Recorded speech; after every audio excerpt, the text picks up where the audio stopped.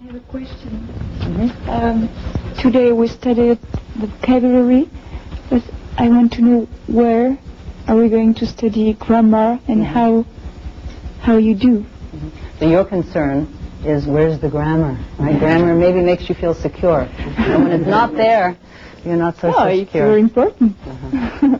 So that's a very important thing for you to feel secure about your learning in the class, the grammar. I learn grammar and at the same time I talk, I share with my roommate.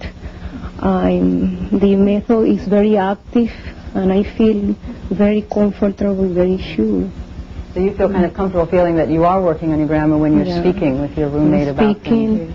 Listening at the same time.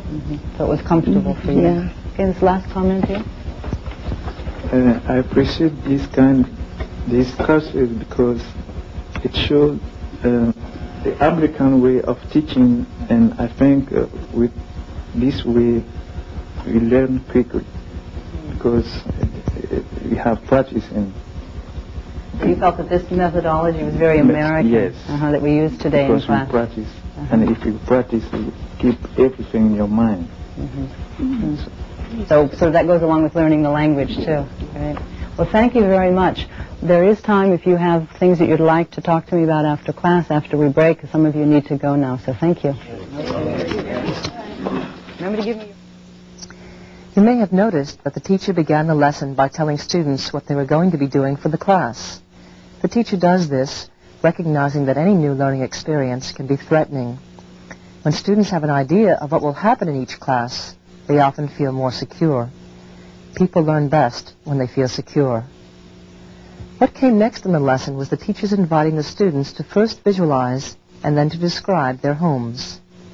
Each student was given a time limit, and towards the end of the activity was reminded that they had only 1 minute left. Setting and enforcing time limits also enhances student security. Afterwards, they listed the words they needed for the descriptions. Kern believed that students should be given an opportunity to assert themselves, to be actively involved, and to invest themselves in the learning experience. One of the ways of allowing for this is for the students to have the responsibility for generating the language they wish to learn or to work on. The students next inquired about the meaning and practiced the pronunciation of the words they had listed. You may recall that the teacher stood behind the students as she read the words after them. This is done in the belief that the superior knowledge and power of the teacher can be threatening. If the teacher does not remain in front of the classroom, the threat is reduced and the students can focus their full attention on the words in front of them. When the students practiced the words individually, they chose which words they wished to have the teacher repeat, an exercise termed the human computer. The students control the computer. They can turn the computer off any time. The students learn to discriminate, to listen carefully to see if what they are saying matches what the teacher is saying. The students were next asked to use the new words to make their own sentences. As the teacher repeated each student's sentence, she corrected it, never overtly, but rather by repeating the sentence correctly in a non-threatening manner. The last part of the lesson was devoted to a feedback session in which the students reflected on what they had experienced and felt during the lesson. The teacher listened and showed each student she understood what each one was feeling. In this way, students have an opportunity to feel accepted as whole persons, to learn about their own learning, in addition to learning about the language. Learners' feelings are also given importance in the next method we will see demonstrated. Psychologist James Asher's method, total physical response, is being offered as an example of a general approach called the comprehension approach. The comprehension approach, as the name suggests, places a value on students understanding the target language and thus emphasizes the listening skill. Other examples of this approach are Krashen and Terrell's The Natural Approach and Winitz's materials, The Learnables. Asher bases his method on the observation that a baby spends many months listening to the people around it, long before it ever says a word. The child has the time to try to make sense out of the sounds it hears. No one tells the baby that it must speak. The child chooses to speak when it is ready. Moreover, according to Asher, Much of the linguistic input directed to the child contains commands. Look for how Asher's observations about child language acquisition have influenced his approach to second language learning. My colleague, Kathleen Graves, will present total physical response. Today we're going to learn about cleaning the house, something I'm sure that everybody loves to do. We all need to clean the house. Maybe not everybody loves to do it, but it is something we need to do.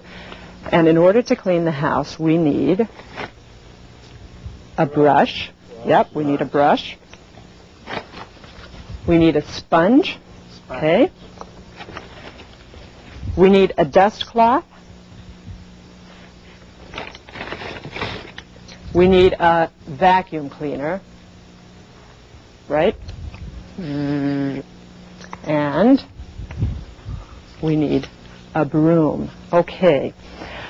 Could I have someone come up here to the front and be a volunteer? Thank you very much, Hassan. Okay, Hassan, I'd like you to point to the vacuum cleaner. Okay, could you point to the sponge? Okay, could you point to the brush? Okay, could you point to the broom? That's right, could you point to the dust cloth? Okay, could you point to the broom? Okay, point to the vacuum cleaner. Okay, point to the sponge. Okay, point to the brush. Point to the vacuum cleaner. Point to the broom. Point to the dust cloth. Okay, good, thank you. Could you sit down? Okay, so I'd like the whole class to do that. Point to the dust cloth. Okay, point to the brush. Okay, point to the dust cloth. Okay, don't point to the brush. Okay, could you point to the vacuum cleaner, the broom, and then the dust cloth? Okay, could you point to the sponge, the vacuum cleaner, and then the brush? Okay, very good. Now, we're going to use the sponge to wipe the counter. Okay, now, we visited a house the other day, do you remember? And we saw here was the sink. This is the sink, and here was, this area was the counter. Okay, and we used the sponge to wipe the counter. Okay, so let's try this together. Watch me. I'm sweeping the floor. I'm vacuuming the rug. Okay, I'm scrubbing the sink. I'm wiping the counter.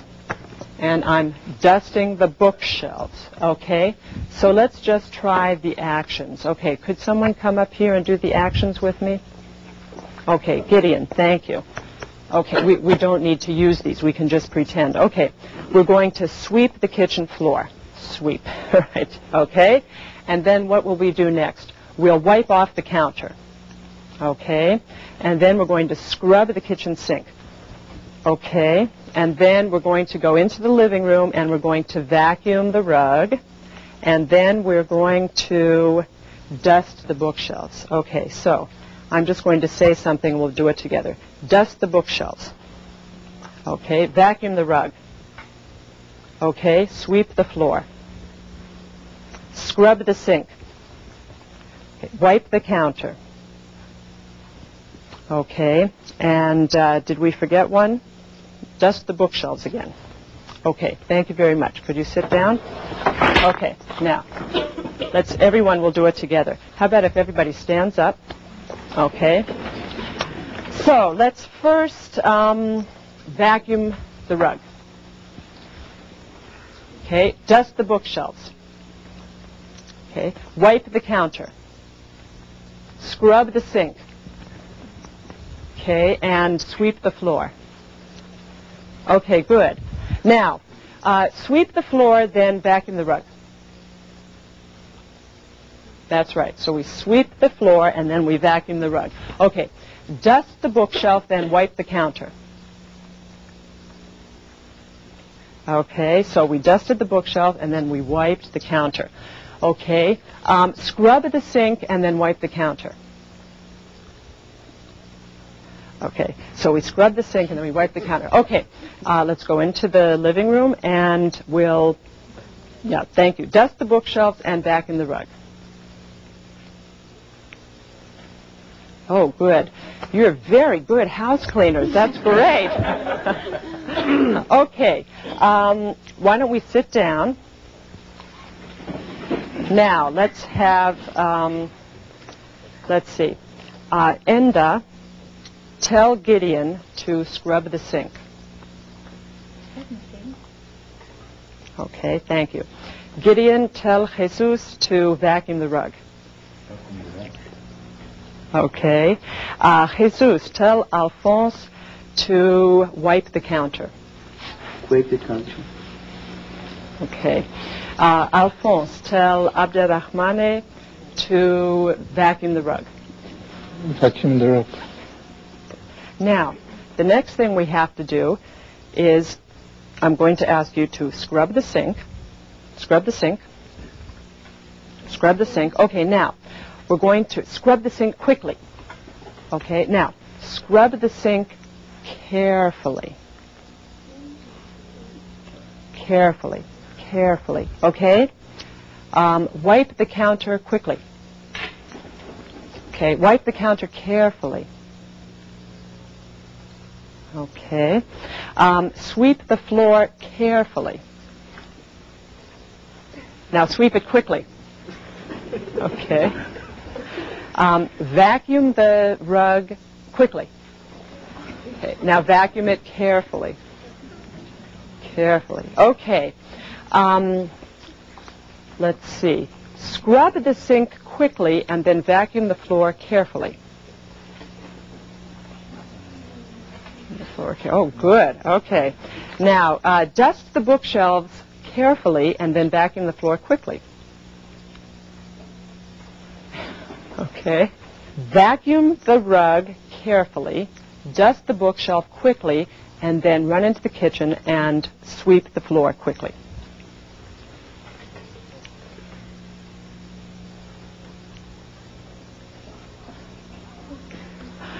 Uh-oh. Some people are dusting the floor. Some people are dusting the bookshelf carefully, and some are dusting it quickly. Vacuum the rug carefully, and then dust the bookshelf quickly. Okay, good job. Thank you. Okay, wait, don't sit down. Let's go into the kitchen now and scrub the sink quickly, wipe the counter carefully, and then sweep the floor carefully.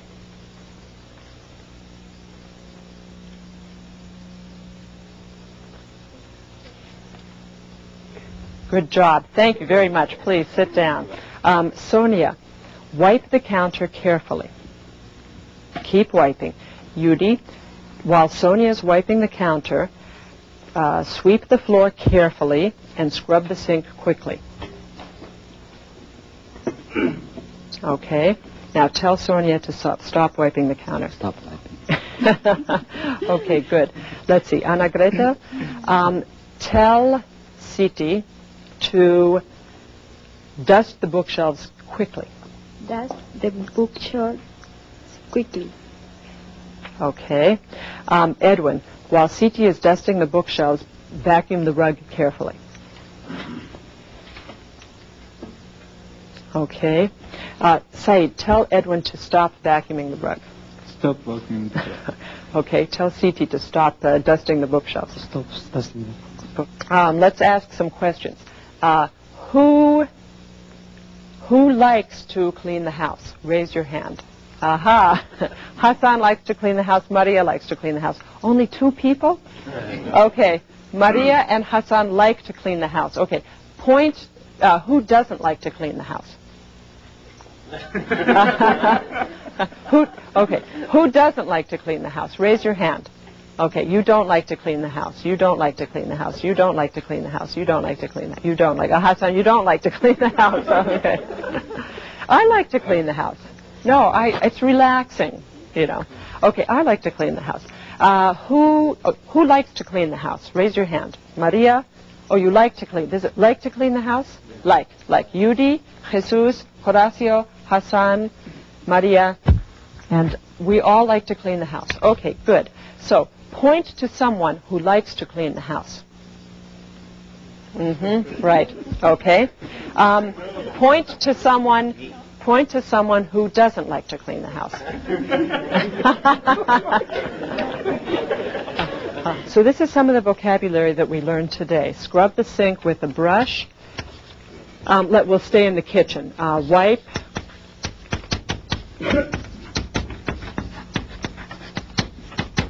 Wipe the counter.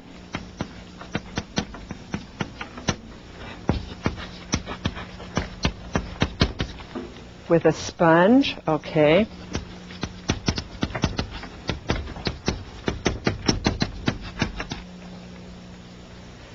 Do you have any questions about any of these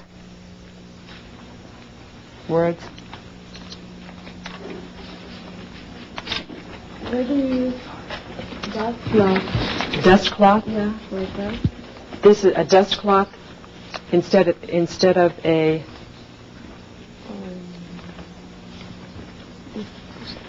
toilet, or it's not like a small toilet. Okay, a dust cloth. Okay, we also have a duster, something that looks with feathers. Okay, we have a duster, but it's very hard to find dusters now. It's very difficult to find dusters, so usually we just use a dust cloth. Okay. Yeah. Okay, then here's your homework. Now, I have all of the vocabulary we learned today on these sheets of paper, and I would like you to study it, and then in our next lesson, we will practice giving each other the commands, okay, telling each other to do these things, okay? So we'll pass the homework out. You take it, and you take it. Okay, thank you very much. As we have seen, imperatives can be useful linguistic devices because meaning in the target language can often be conveyed through actions. In addition, retention is thought to be enhanced when learners respond physically. The teacher's commands do increase in complexity, but it's important that she not move too quickly. Students should feel successful, as feelings of success and low anxiety facilitate learning. Also, when the students do make an error, correction should be carried out in a non-threatening manner, perhaps by just repeating the command and giving students an opportunity to self-correct. From time to time, the teacher changes the order in which she issues commands, so students do not memorize fixed routines. She also gives commands which combine previous imperatives in unexpected ways, as students need to understand more than the commands used in the training. Besides, novelty is also motivating and can be fun. Language learning is more effective when it's fun. In the lesson we saw, the students did not do much speaking. They will later, however, when they are ready to do so. They, too, will begin by giving commands. Students are expected to make errors when they first begin speaking. Teachers should be tolerant of them. Work on the fine details of the language should be postponed until students have become somewhat proficient. This discussion of the comprehension approach ends the first videotape of this 2-videotape series. On the second videotape, you will see demonstrations of Suggestopedia, the silent way, and the communicative approach. Before viewing those demonstrations, however, it might be useful to return to the questions I posed at the outset of this tape. Which techniques or principles, if any, did you find useful? How will you adapt them to your own teaching situation? It is you, after all, who have to make the connection to your own teaching. I wish you well.